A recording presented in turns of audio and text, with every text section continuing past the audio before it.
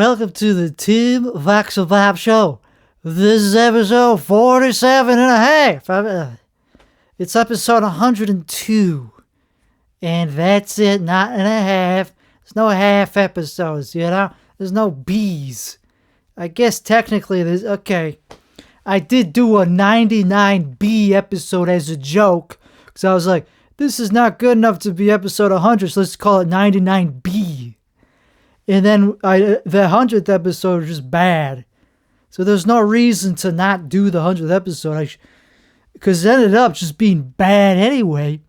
And also the 99B, that was technically the 100th episode if you're counting. If you're going by the number of episodes, that was the 100th episode. But now we have a thing called canonical episode numbers. Numerical systems are dictated by not just counting, but also sometimes just abstract. Sometimes it's subjective what number we label things, you know? So don't blame me for skipping that. For pretending otherwise, because actually numbers, they're not like hard defined things. They're things that are just linked to words. Like all things, there's usually a word for that thing. Okay, long story short.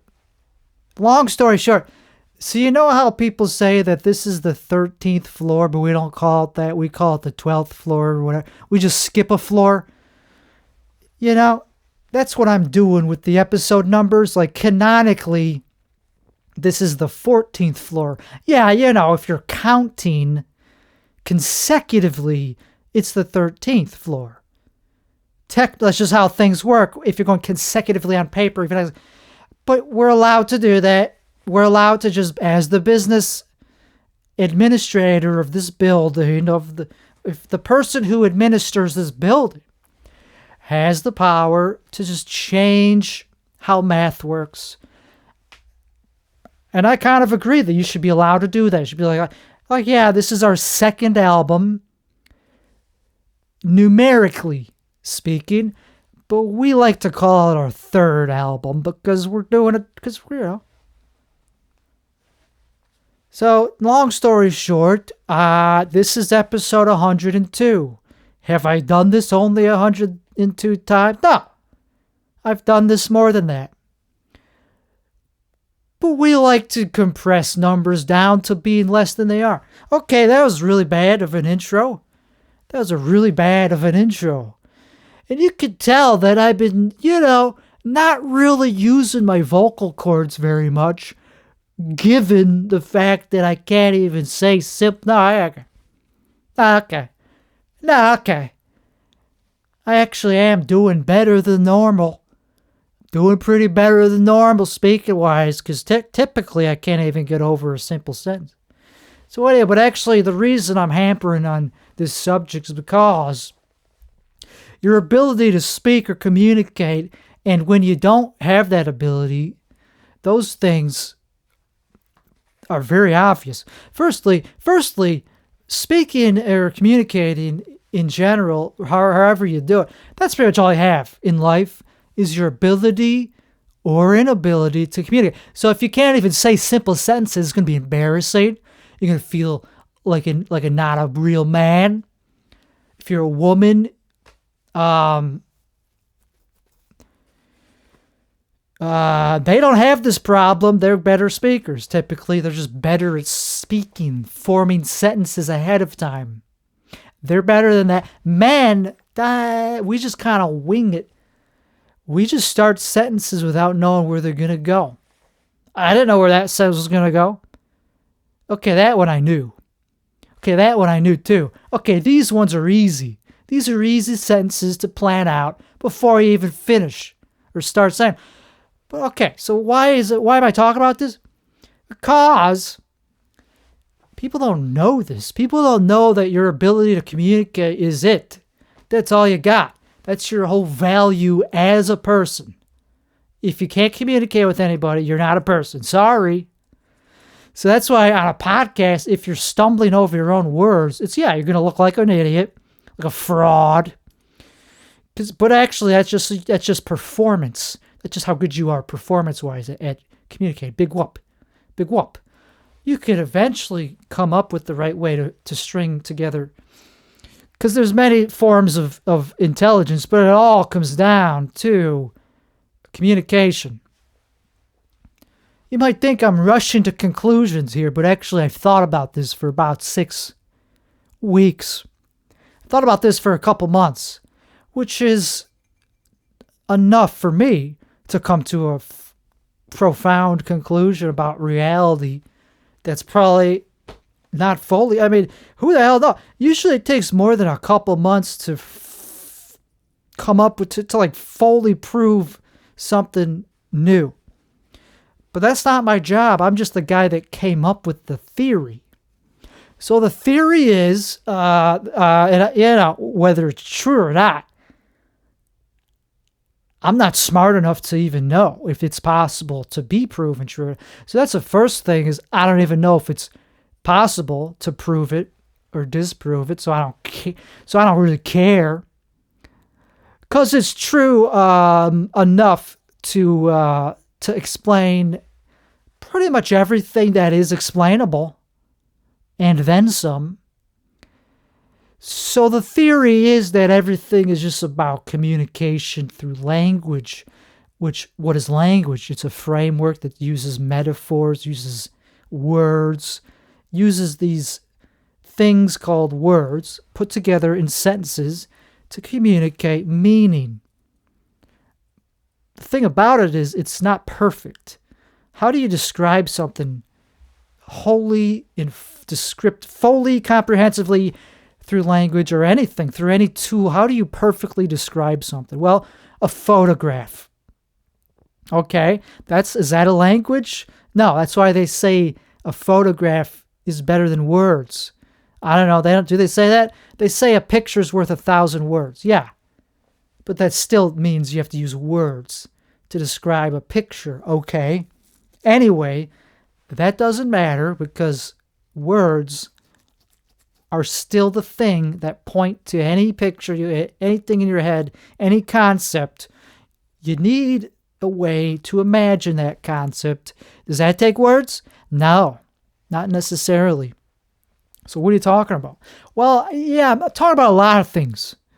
Okay, the theory that I thought of, hypothesis, whatever, it's more than a single hypothesis. It's a single fucking finding that you could call a hypothesis. Okay, so the finding is that there's nothing that the brain perceives that it does not perceive as a possible language or words in a language.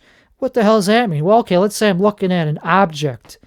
The brain has to be like, what is that object? Or it doesn't even notice or care. But if it's perceiving an object and it detects and it wants to know something about it and it doesn't just ignore it, that's called salience. It's a fancy word for stuff that your brain doesn't ignore.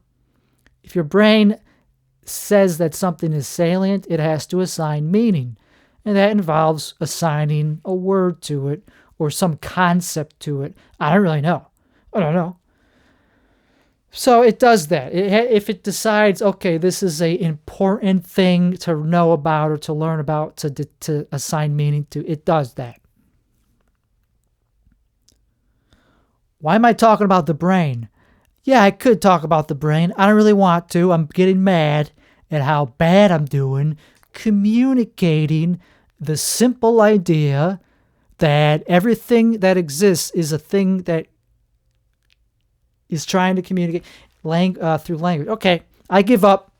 I'm going home. Close the show. So, I could just talk about shit that ain't real. Shit that is real, that actually isn't.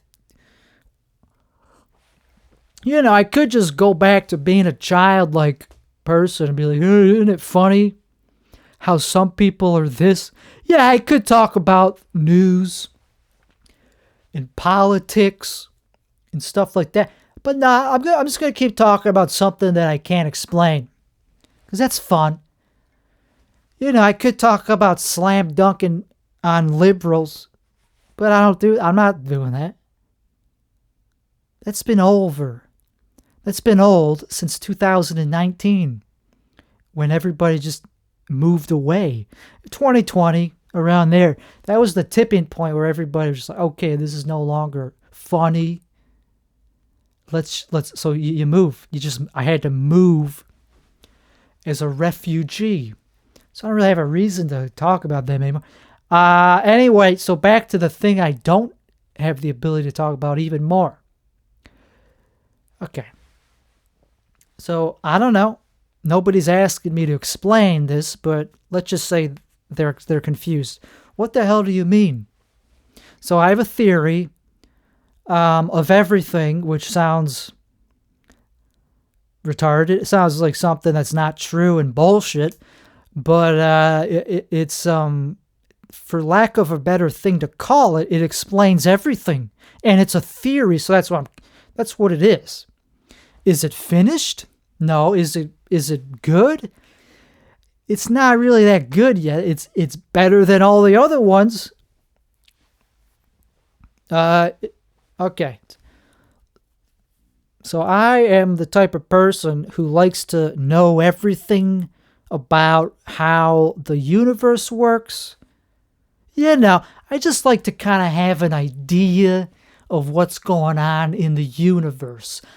Not just like here in this bubble, in this tiny sliver of an atmosphere, in this domain that we call the United States. Forget about other countries even, So I like to know what's going on in the universe because clearly there's something else. There's other places. I don't know if you know. There's a lot of other places to live besides Earth. There's the moon. There's other planets. There's space stations that are not even on a planet. They're just space stations. That's it. That's where you live. That's the biome. Artificial. There's a shit ton of, and that's just all the ones I know of. There's probably things that we've never even heard of. Like, you could live in a virtual reality too, probably. That has to be hosted somewhere, probably on some moon. You need some terrestrial rock. You need some rock to pin down your servers to. But yeah, so that's what I'm interested in, is the universe. Not just the BS that happens in this human biome. Because it's not that interesting after a while. Once you learn about all the human stuff, it's like, okay, it's limited. There's a lot of cool stuff going on, but once you've seen what humans are capable of and their limitations, it's like, okay, is that it? No, there's a lot more you could do. Not much more. Humans pretty much have some of the best shit there is. Like, we got some of the best audio recordings. Pretty much. Some of the best. Drum beats, sampled music, art in general, movies. And that's really it. Technology, but that's just communication. Technology is just high-def communication and more efficient ways of communicating.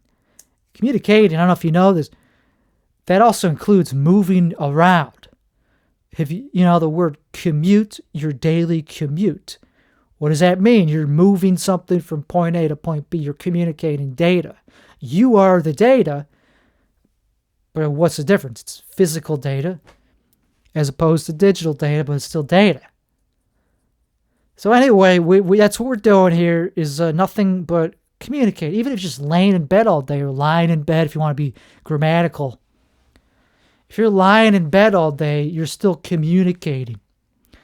You're communicating that you are a loser. To the world, to the universe, to your bed. Your bed is communicating with your body. Your bed is like, okay, I'm in this conversation of holding up this lazy person. And there's nothing wrong with being a lazy person. That's the thing. It's like most things, when you remove the fake desire, there's no reason to do anything. Everything that is done, usually it's based on an artificial goal that's relative to some other thing. The universe doesn't really care about your goals. It cares. I think it does have, it cares, but it's not the universe. It's parts of the universe that we can't see. It's other entities that are bigger than us, that we're the shadow of, like we're like little composites, puzzle pieces of greater things, beings that do have a moral compass that care about us. But anyway, I don't have any way of proving that shit. Only thing I can really prove is that it's you can't really disprove it. I mean, how do you can't prove that this is true because we cannot measure every entity in the universe. We can only use a framework of understanding that explains everything that exists and ever will exist, but that's just so far. What we know so far is that, yes, this is true. Everything that exists is a entity that communicates within a network of other entities that are like it. That's the story. That's a short story. Is that every entity exists in relation to other entities like it. Like humans, for example, we are one type of entity that exists among the same type of entities called humans. So yeah, that's pretty obvious. But what's your point? Every entity is like that? Yeah, pretty much. Every entity exists in a network of other entities that are the same type of entity, like moons, planets, coffee cups. Those are similar entities of the same kind in different, different whatever forms, different serial numbers, different instances, instantiations. So anyway, even the universe, probably not the only one. Because what are the odds that out of all things that there's just one that there's only one of? The universe, yeah, that's the thing. That's the one exception to the rule. There's only one of those. But everything else in the universe, there's an endless supply of black holes, galaxies, planets, stars. We could just keep making those. But the universe is only one. And any smart person would be like, yeah, probably not. So just by simply ruling out, just by simple logic, you could probably bet and make a safe bet that there's not just one universe. I mean, come on, just logic. Just like, why is that the exception? It's probably more than one. So yeah, So that's boring. So, then back to language. How does language get you to this? Get you to quantifying how many universes there are? I can't really tell you that because I don't know. I kind of forgot.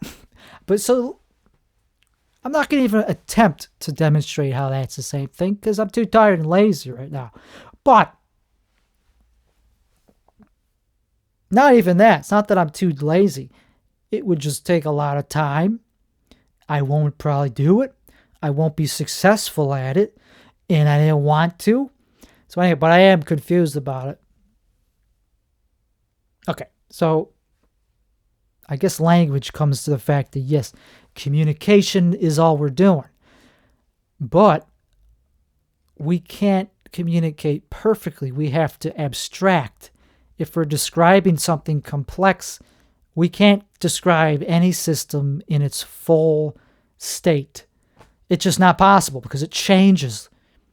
If you want to describe every atom in every human, or in any cell even, good luck. They will have changed by the time you by the time you started and finished counting. Their states will have changed because by counting them and even tracking their states, you're measuring them, which causes those states to change. It's impossible to have a full ledger or description that counts every state of every atom. It's just not possible to have a database that is a one-to-one representation of every atom. Why? Because that's just the way it is. That's the way the universe is set up. No system can fully describe any other system if it's beyond a certain level of complexity. If we're talking about the fullness of nature, nobody can do that because we don't even know what particles are, the fundamental. We don't even know if quarks are it. There might be something even below that. I forgot what they're called. The things in your preon. There's these things called preons that might be below quarks. So we don't even freaking know how to quantify a single particle, let alone a whole group of them in your fingernail. So we can't even fully describe a fingernail. So, nobody knows what reality is. Even though we're all sharing a slice of it, that doesn't mean we know for sure that even our slice of reality is anything absolute. It all depends on our measuring tools and our ability to describe those measurements. What am I describing? I'm describing a language. That's what a language is. A language is a system to transfer meaning, to store meaning, to describe things with meaning. Without language, we can't even begin to describe a fingernail, let alone the atoms, the number of atoms. That limitation of descriptiveness in the universe is a feature, not a bug. Whoever invented the universe, which I don't know, it's not possible to wrap your head around being outside of the universe. How does that work? Whoever designed it did it in a way where the reason it's nature is because it's imperfect by definition. Nothing in nature is perfect, and if it looks perfect, that's just your perspective. To somebody else, it will look like a squiggly line.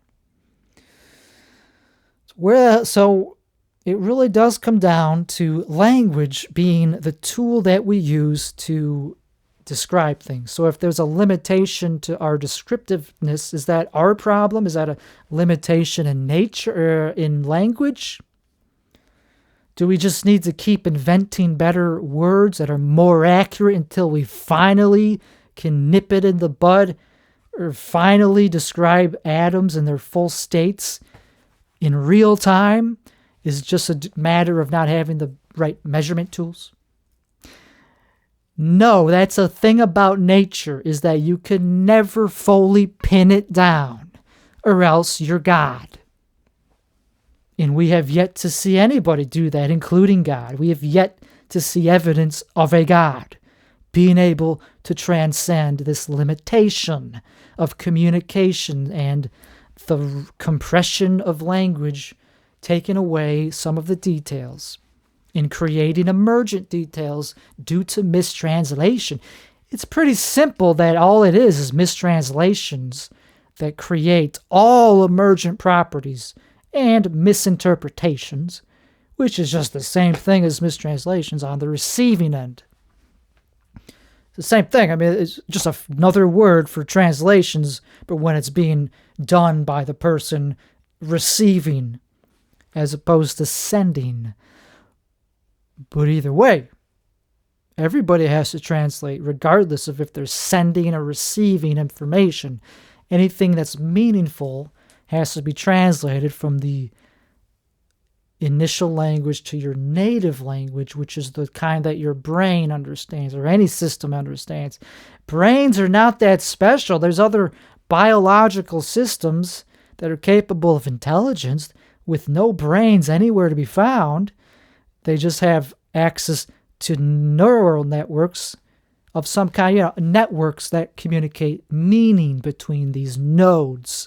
They're not neurons, they're just some kind of cell that communicates meaning through its own native language. Okay, and that's what a brain does. It just does it to a higher degree where it creates a feedback loop, a strange loop, self-reference. But I think a lot of animals have that, like even fungi, even fungus, and slime mold. Slime mold is intelligent. It communicates information with itself and the outside world. It seems like it is capable of self-reference. But anywho, we don't need to question what's so magical about brains. There's nothing really that magical about brains, because every living entity is doing that, is taking in information, processing it, and outputting some other information with or without a brain. I mean, there's nothing kooky going on about the brain. It's just more sophisticated, and it's a conglomerate of these smaller machines working together, not always perfectly. They have to also go through this imperfect translation process. So your brain is not a unified thing, of course. We know this. It's many, many smaller things that could all go, they all have their own opinions. They're in a enclosed system, but they don't know that. They feel like they have their own opinions on matters. The brain has to use different chemicals to talk to other parts of the brain. It's not just a unified thing that could just talk to itself perfectly. No, it mistranslates among its own structures. That's why there's different neurotransmitters. That's why there's such a thing as chemical imbalances. It's miscommunications.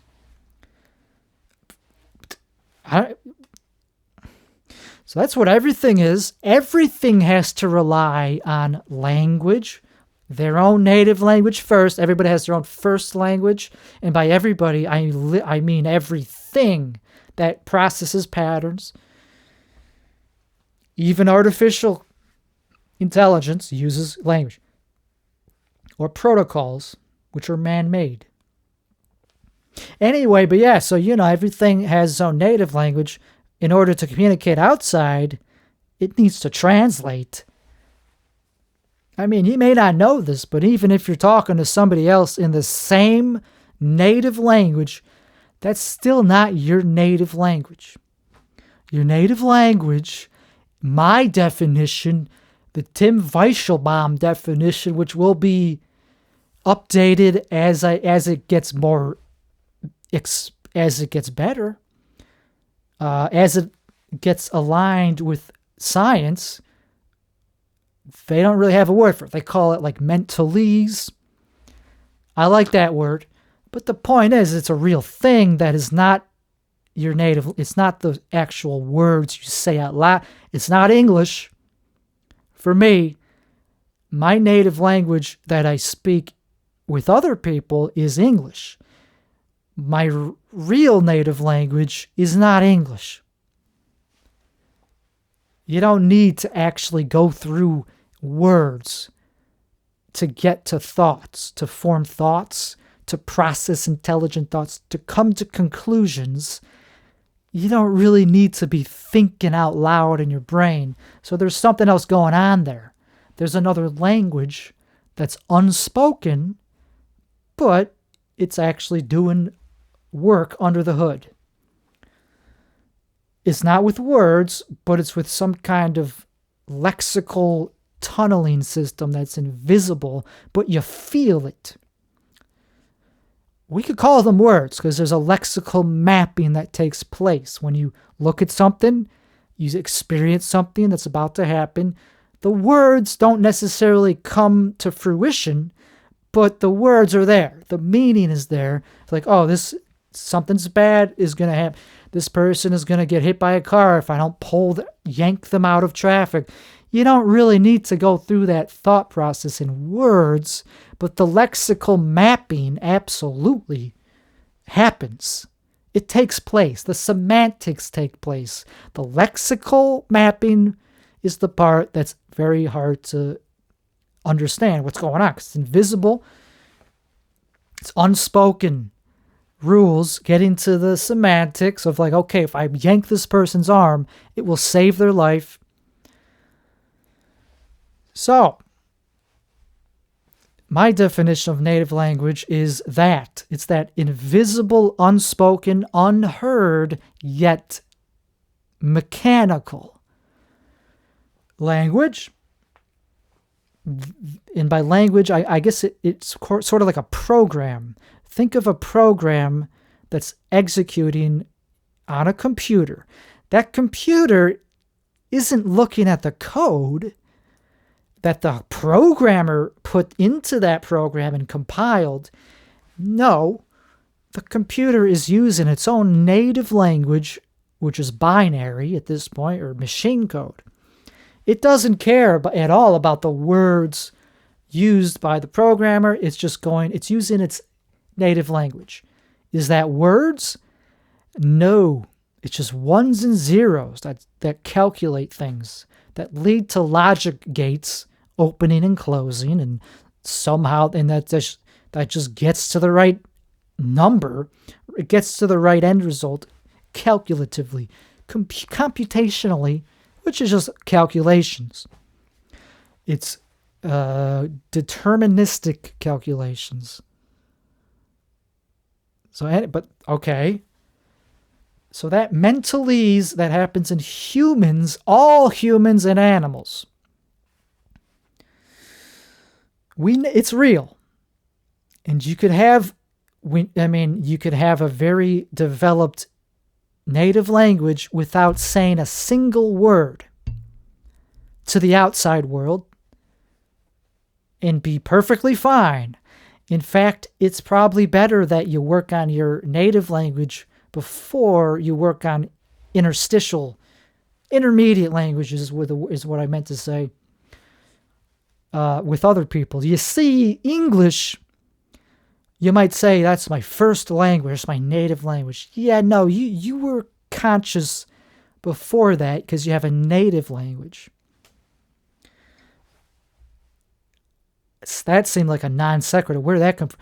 Because consciousness requires language. It requires the self-reference feedback loop, or else there's no consciousness.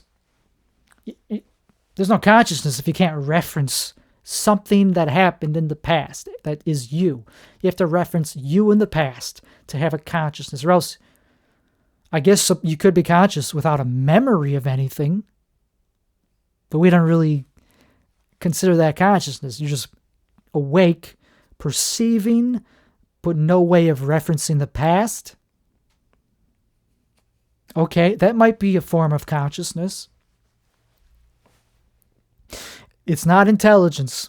To have intelligence and consciousness, you do need to have a reference for the past, the ability to remember things in the past. Okay, and to predict things in the future. You need to be able to... Okay.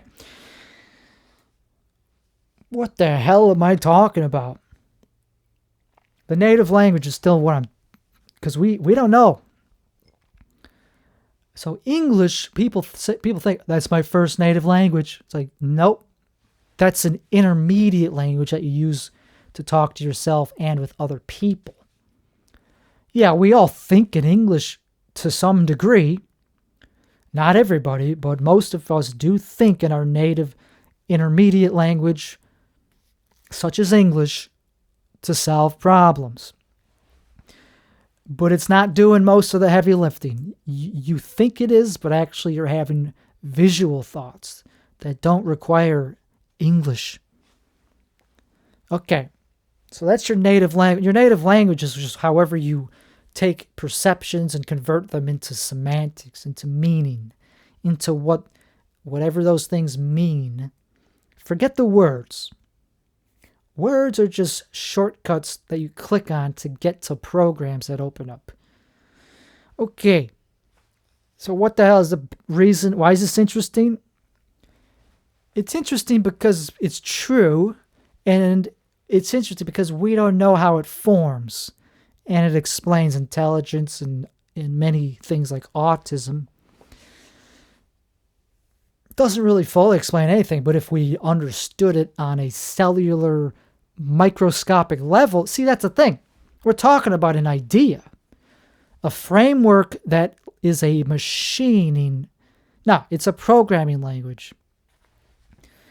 That's what we're trying to tease out. We're trying to measure or detect or decompile a programming language that exists in everybody's brain that explains how meaning is encoded, how memories are formed, how intelligence and how you know and your personality works. There's a logic to it that is structured and determined, dictated by this native programming language that develops on its own spontaneously, like all languages. They're spontaneous. And to learn a language requires spontaneity. Because to learn a language, you need to already know a little bit of the language. But that's how everything is. We're just using the thing to learn. We're learning language to speak language, to learn about language, and to do anything at all that requires learning.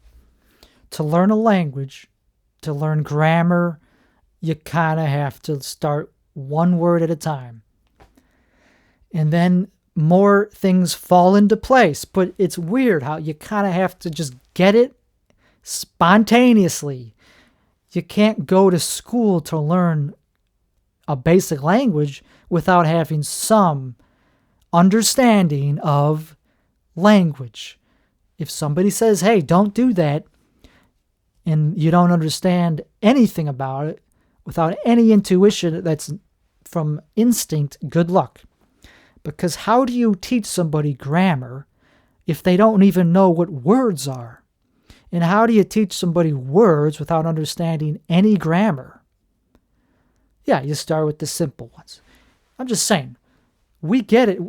There's a paradox to learning anything. It kind of just has to be magically shown to you. That's how learning is. Until you have enough metaphors, something just can't be taught with metaphor. Anyway, so the native language, I imagine, I could take a guess, just because it's an ideological framework instead of a biological framework, it still is the same thing as any biological system, well, isn't it? Ideas live and die, they evolve, and they're subject to competition. They have to be fed, kind of.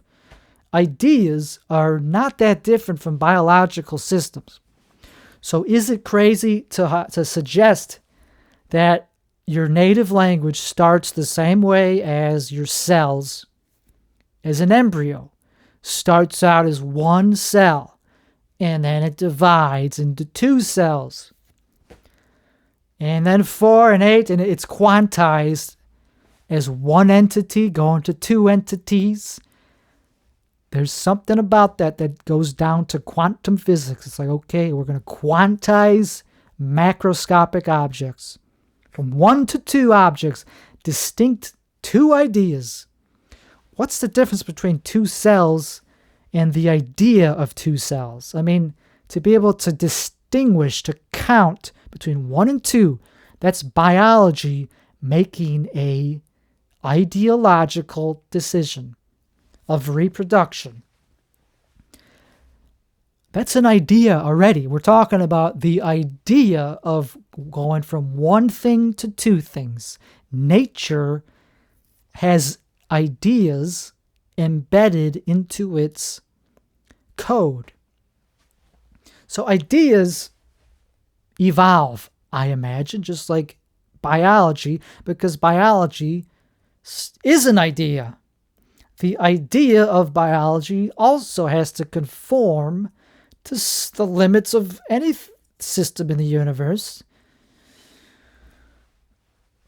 So if biology is an idea like any other that also starts one thing at a time and then multiplies, divides, and then gets combined and evolves to even more complex things,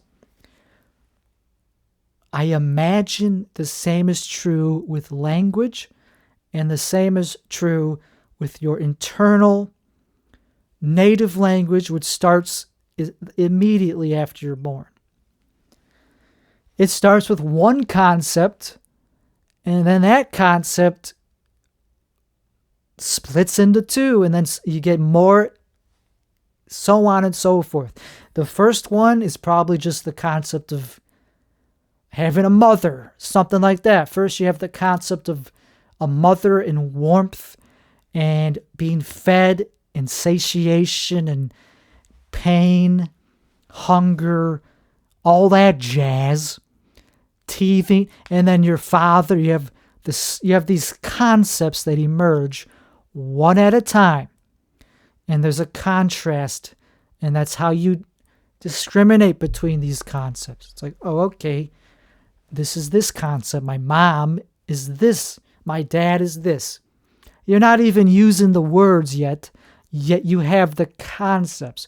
Words are just ways to get to concepts. So you already have the language forming. The words you already have in your head. You have like, hey, my mama. Like you have some infantile assignment for that concept. You do have a word for it. And eventually you start saying those words. Mama. You don't really have to be taught the word mom. It's an innate feeling that just comes out. Mama. Anyway, I would like to actually learn how this works by comparing it to cellular reproduction. I mean, it's probably pretty similar, at least on some level, because cells themselves are dialects in a language. They're units of intelligence. They're pattern processors that evolve, reproduce, speak a native language. Each cell also had to be like, oh, okay, I'm a cell. Okay, it has a way of interacting with its environment. And we don't know how deep it is able to conceptualize itself if it has self-reference. Probably it does. Each cell is pretty much probably capable of some form of consciousness. At least we know it does. It has pattern recognition, pattern processing to create meaning, to translate meaning. It does. Cells do that. So cells, each cell is its own beautiful snowflake that has its own little quirks. We know this. I mean, okay, so what does this get you? I mean, where does it get you? A lot. It gives you a framework to be like, okay, anytime there's a disease, it's a communication problem. That's what it is. So go from there. Look at humans, how they have communication problems. Pick a metaphor. Look at what happens between, I don't know, relationships between humans when there's a communication problem. It causes a negative feedback loop that causes more and more frustration until something gives and those relationships they dissolve. The same thing happens in the human body, and this you could look at as sort of a form of entropy, but it's worse than that. It's miscommunications causing resistance, causing repulsion instead of attraction. The forces of nature all emanate from this linguistic framework of meaning and communication being transferred on different scales. Attraction and repulsion. Yes, the things in physics, not metaphorically speaking, not metaphysics, literal physics. I'm saying those forces are forms of communication. Okay, so studying cell biology. By studying that, we could also study how ideas evolve, starting with one little thing. I mean, we know.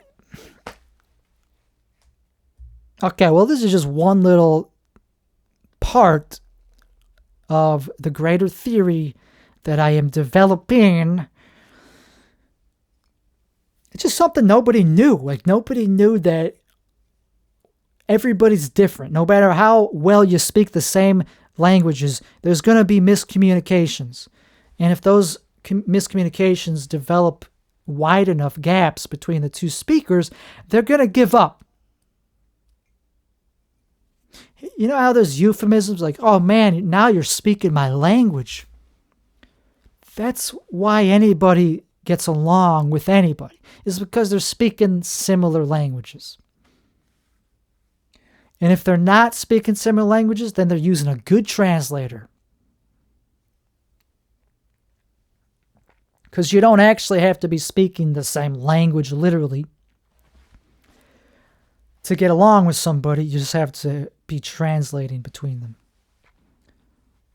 properly. You just have to have the same opinions. You have to have the same views as them. Language barriers prevent people from connecting who do have a lot in common. It's just that they don't have the same intermediate language. I mean, there's nothing wrong with learning a language because you're going to be able to speak with more people, of course. Also, you're going to be able to describe things with more subtleties. You're going to be able to experience more things. Okay, this is boring. The part, so I could keep talking about this thing. I could talk about technology, about how I'm recording this on a new computer, and you can't hear any background noise as much. Not as much background noise, because it's a Macintosh, and those things are known for their quietness. But it has problems with getting the software to work was a pain. And I don't like, it's not ideal to have to use it's just not as good it's just wonky, man. But it's working. So anyway, back to science. So when you make these claims about reality, people will definitely not like it. They'll call you a pseudo person. They'll call you, names. But that's the fun thing about intelligence, is you could come off as an idiot. You could be saying stuff that's not true. You could be trolling on Twitter, just saying nonsense, while at the same time saying true things. That's the thing about reality, is it doesn't really keep a scorecard of who's right and wrong. It doesn't care what your qualifications are. Like if you've gotten a Nobel Prize, it doesn't care. So you could be saying something totally true, groundbreaking, that will lead to the next paradigm shift in technology, but nobody will care unless you could prove it, unless you actually got something that actually allows you to create new technologies. It's like, okay, I have the beginning of a theory of everything. Is it legit? Yeah, it's the beginning of what will be necessary. It's the missing link to quantifying gravity, is this language hypothesis, is this metaphor of language. That's necessary to know that nothing can be described perfectly and fully in the universe. So we will never have that. We will never have a theory of everything that does not have a paradox in it of self-reference. That ain't possible. So we got that out of the way. We know that it's a non-start to even have a theory of everything, for it to be possible. You have to understand that it's going to reference itself in order to prove itself. You can't prove anything without using the so-called proof system to reference itself as the proof. You can't just have something that's provable, that's just a set of symbols. Those symbols have to also reference the thing it's talking about, for it to be valid. There's no way of validating any logical statement without kind of some form of leap of faith. So we got that, and I'm not doing a good job of explaining this, but Gödel's incompleteness theorems. This guy was trying to prove, or just see if it was even possible to prove, a mathematical statement on paper without referencing the proof concept itself, the framework itself that proves it. It's not possible to do that, and that extends to anything provable, not just math. Any truth statement relies on the language itself being accepted in some way as a paradox. It's like, okay, so you're saying the sky is blue. Okay, but how do we know that? Well, because it's blue. I'm telling you, it's blue. It's like, okay, but what is blue? You have to accept that the word blue... Okay, I don't know how to describe this Gödel's thing. But it's true. The definition of language is anything that describes meaning, and meaning is anything that has language in it. It's a paradox, self-referential snake eating its own tail. Okay, so that's all I'm trying to say, is that you have to accept that nothing can be fully proven on paper using the symbols or language other than the one you can't go outside of the language.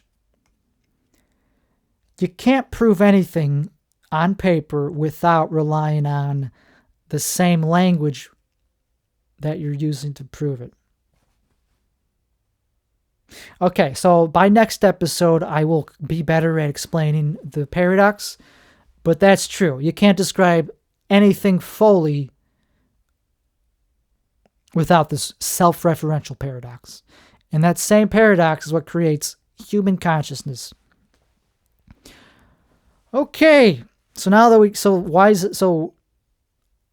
Okay, so that's the first thing. The next thing, to have a theory of everything. You can't prove it on paper. Okay, same topic. Another thing about it is, in my opinion, a theory of everything, I think, can only exist in somebody's head. Like, you could put it on paper and you could compute. That's the thing. I don't know if it could be if there's such a thing as a theory of everything that leads to computation or math. There might only be a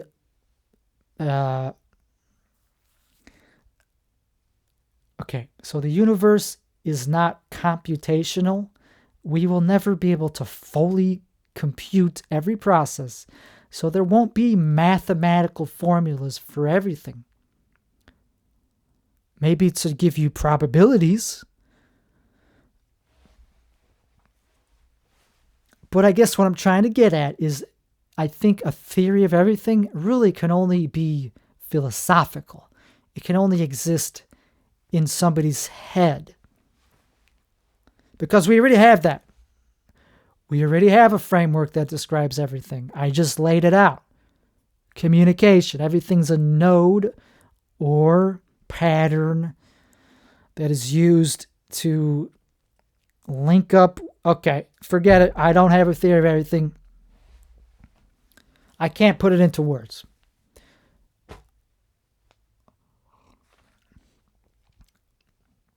I can, but it's not it just won't do the job. But here it is.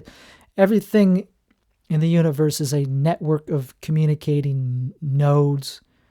Yeah, it's not very satisfying, but that's the essence of that is pretty hard to disprove. It's useful. So, then what? So if we know that a theory of everything is possible, using in this abstract metaphor, at least in so many words, at least we have a metaphor to describe everything. Okay. How far does it lead us? Can it lead us to quantifying gravity, quantizing gravity. Yes. In the same way that anything's quantizable, gravity, of course, is quantizable, just very weak.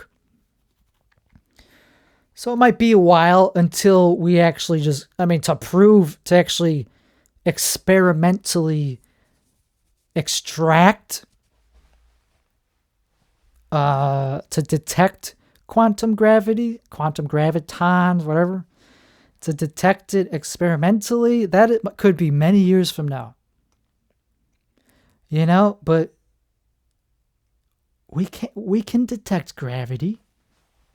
We can detect gravity. Every human could feel gravity. But to detect actual gravity, the particles, the individual particles of gravity, yeah, that's going to be tough. But we could start by metaphorizing.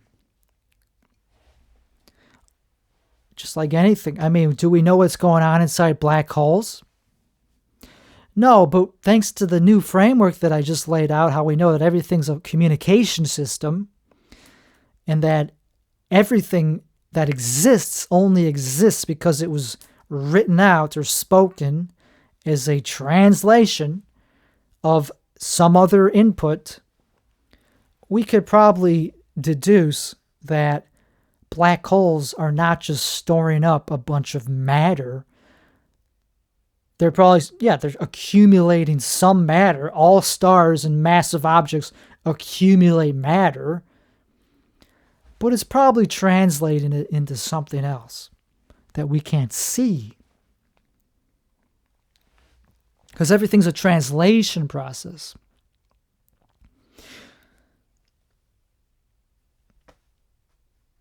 When things merge, when nuclear fusion happens, that's a new thing coming out of two ingredients that were translated into something else.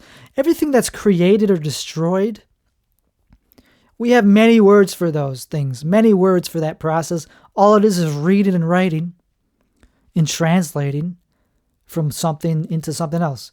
Words. Everything that's ever been created, all that it took to create that thing is somebody translating an existing thing, words, into new words or sentences. That's it. Anything that's ever existed. Microphones. The concepts are created out of thin air by translating them from other concepts. I don't know. It's a little bit weird, a little bit abstract, but it makes things a lot simpler. Is it an oversimplification? No, if that's the thing. It's not an oversimplification if it's correct.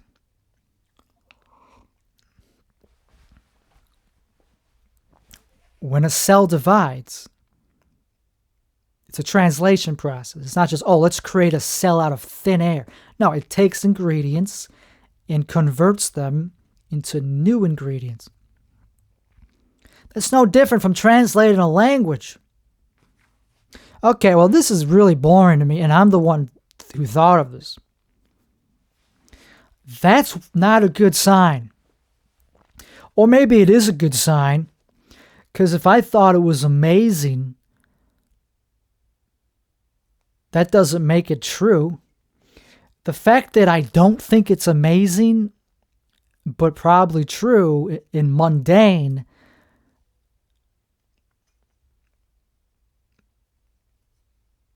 I think that's a problem, because if I'm the only one who knows, I don't know, I'm not the only one who knows about it, but anyway, if I'm the one who thought of it originally, you would think I would at least be a little more enthusiastic about talking about it. Which the problem is, it's tough. It's a very advanced subject. And just because I thought of the initial crux, the initial seed, that doesn't mean I could just explain all the technicality. I'm still in the process of developing these definitions, It's really hard when you say, okay, so a node network is like a sentence. If we're just talking about language, not even physical objects, physical, natural, let's just talk about language. So words, those are node networks. I didn't even explain what a node network. Okay, well, that's just one of the things I've been toying around and trying to figure out on my own. I was like, okay, so are sentences node networks? Yes, technically. Languages are node networks capable of meaning making.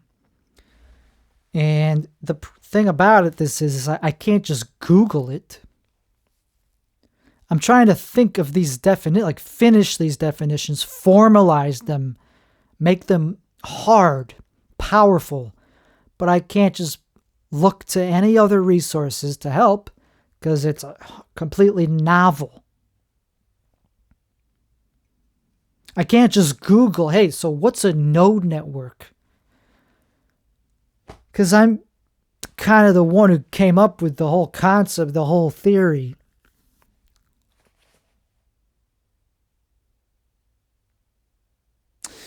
But when it's done, when those definitions are very rigorously defined, the hope is that I'll be able to understand it more intuitively to then get into the actual science of creating actual testable experiments. We already know this is true. We already know that the premise is true. The metaphor is true. Languages are the universe. The universe is language. There's nothing that is not encapsulated by syntax, grammar, and semantics.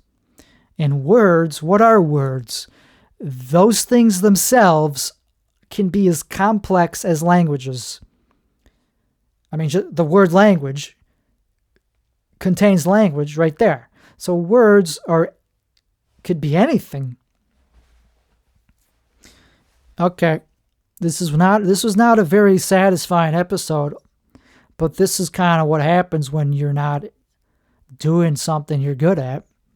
Yeah, hey, I'm sorry that I'm not good at the thing I just invented 2 months ago or 3 months ago as a completely novel framework and field of study. It's a field. I'm going to have to start my own college, not course, not class, college. I'm going to have to start my own university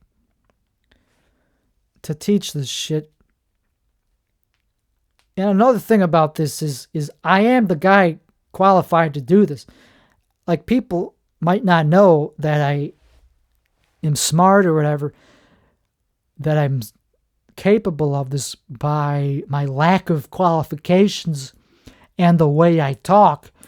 But other than that, I am the guy to do it, because you can't be married.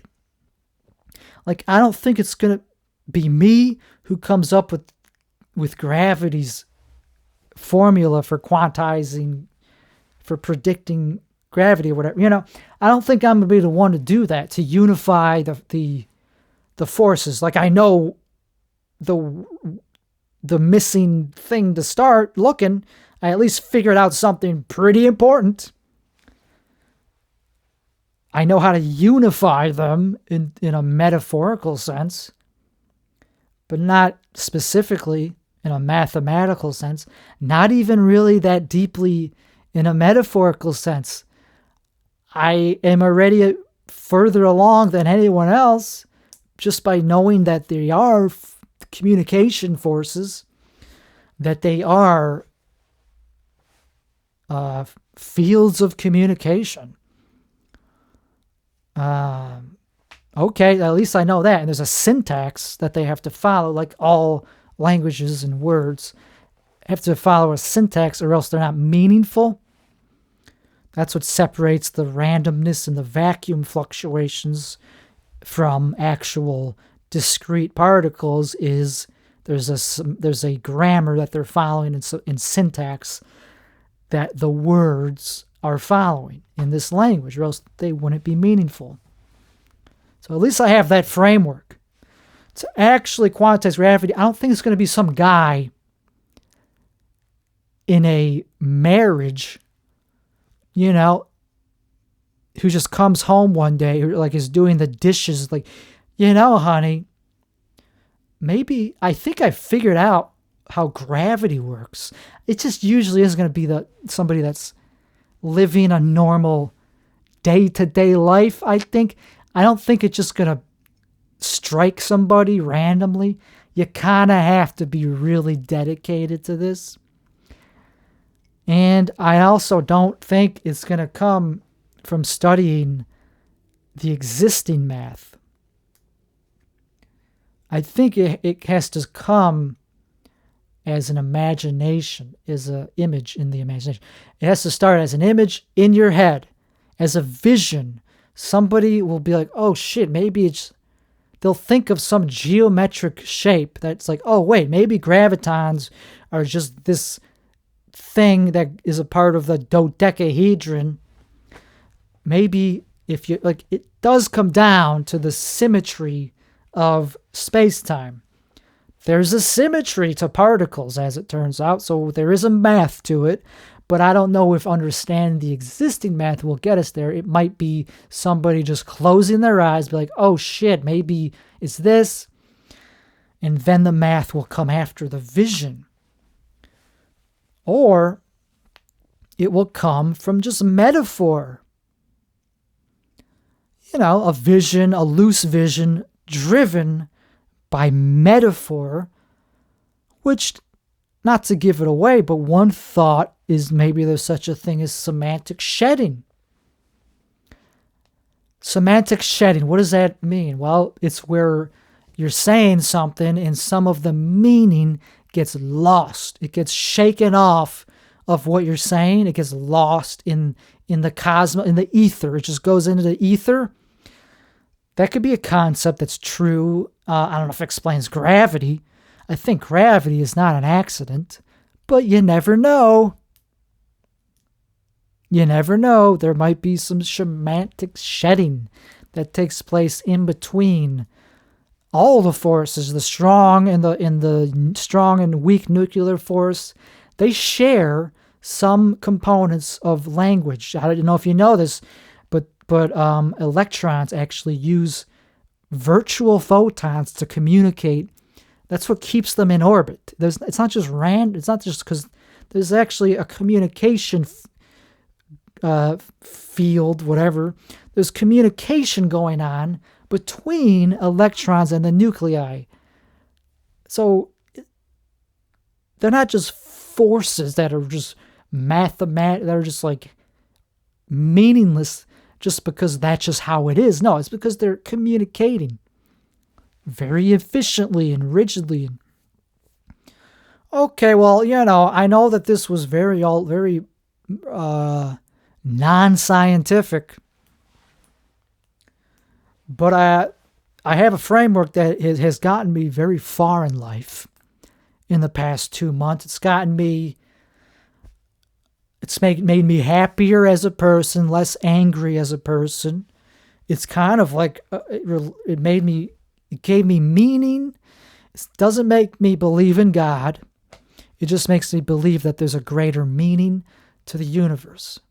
So you don't have to get too upset if something just on earth isn't working out. In fact, if you are getting over upset over something that isn't really in your life, it's probably bullshit. It's probably something that you shouldn't be upset about. Okay, like Trump winning. First of all, if you're upset about that, you're wrong. You are wrong to be upset. He deserved it. The country deserves having a president. We kind of like having a president. Some of us, most of us, it turns out, the majority of Americans actually kind of like having a leader. Okay, but also, never mind that, he actually deserved it. I know that's a weird, like personally, he deserves being president. He did the work. He did the freaking song and dance. I think he deserves it. you got to have a heart. So you're kind of being a little bit selfish to take that away from him, to think he doesn't deserve it, first of all. So reassess your opinions, your logic. There is absolutely no logic to whether to him not being elected. There's so you just realize that maybe you're wrong, or at least entertain that you might be wrong, to have those emotions, because you are. But that said, I empathize with what it feels like to feel negative, to have negative feelings. I have some sympathy for